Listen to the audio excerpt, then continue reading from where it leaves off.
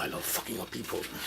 So yeah, remember, strong voice, but tell us about the history of your menagerie of pets over the years and what you got going on now.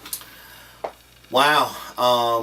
Since my pre-vet, leaving LA, I left with a three-legged cat. I had several snakes. How about open by going, I've had a lot of different pets of my own over the years, or something to that effect. All right. Yeah, so in 3... I've had a lot. I've had a menagerie of pets over the years. I mean, between snakes, lizards, turtles, dogs, cats. Wow, I've had like a 14-foot reticulated python. I've had a poisonous snake. I actually had a Mechali Crotalis many years ago. Had a really cool rattlesnake. I've had scorpions. Actually raised scorpions for a while. I actually bred a few, which was awesome. They're one of the few creatures that actually give birth to live young as far as the bugs go, and she'll actually pick them up with the belly and put them up on her back, and they ride there until they're ready to fall off on their own. Wow, I mean, I can't even, it would take forever to go through all the different species I've got, or had.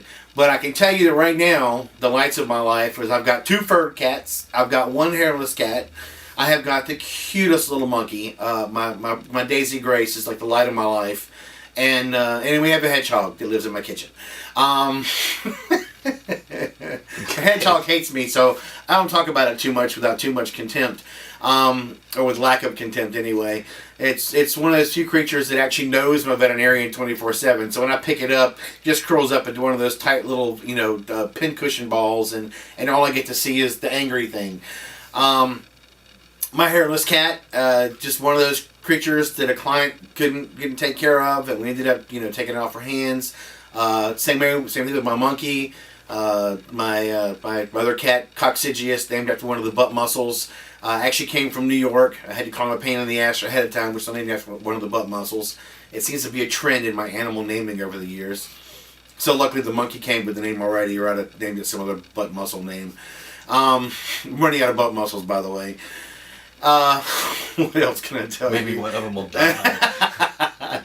My hairless cat, my Sphinx. Oh, when the accidental breeding of these guys happened, and that weird little anomaly popped out with the hairless skin, it really did something strange to a cat's brain. That's all I'm saying. I'm still studying it. I really can't put it into words just yet, but it's like part cat, part dog, and the mysterious part is the chupacabra gene. I know he's a chupacabra somewhere.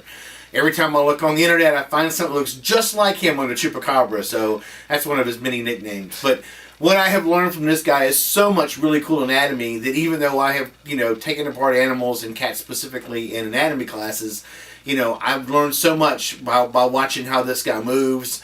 You'd be surprised how much hair hides things. So having a hairless cat, I've learned a lot about how you can actually catheterize them way up the shoulder.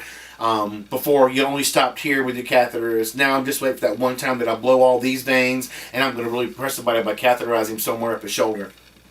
I marvel at how thin his skin is. It actually requires pretty thick skin to put hair follicles in there.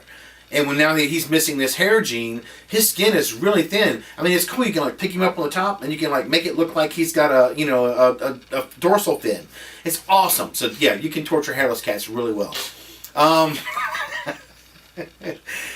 Daisy Grace, my monkey, is a red-armed tamarin. She's been altered early. She's had her teeth yanked. She actually belonged to a family that did things to her that I didn't approve of, but that was before I got her. Anyway, I now have this beautiful, just slightly over a pound monkey that loves me. Unconditional love is something I'm still learning from this monkey. I mean, I don't have to take the garbage out. I have to feed her on time. She'll look at me and she'll beat up my wife any time of day if my wife's going to look at me cross-eyed. So I love this monkey. What else could I tell you? The 2 haired cats, they're just 2 brothers, always at odds. And those are my pets that I have today. Okay, that's all of them. What do you feed the monkey? Basically, I think of her as a small 2 or 3 year old human. I make sure she gets a lot of fresh fruits and fresh vegetables. She gets a meat source every day. She loves chicken. She tolerates steak. Vienna sausages. Well, if I only give her one Vienna sausage a week, she's happy. If it gets any more than that, she'll start turning her head up at it. She gets half a banana a day if I'm, smart enough to get that banana and have it ready for her before the next day. She eats better than I do. At any one point in time, in that little bowl of hers is at least 3 different kinds of fruit or vegetable, 2 protein sources, anything with noodles in it she loves. It's the coolest thing to watch her pick up this long spaghetti noodle and then just do this with this thing hanging down, flinging back and forth. I call it snake eating time because, she is so small, a noodle could look like she's chewing on something really large. What else can I tell you? I love her. She's just so beautiful. She's my micro gorilla-ette. What's her favorite food? Her favorite food? I have to say bananas. She'll pick up a whole slice of banana and she'll carry that around with her for a while. And she loves fruit bars. Really gets a kick out of fruit bars. Anything gummy.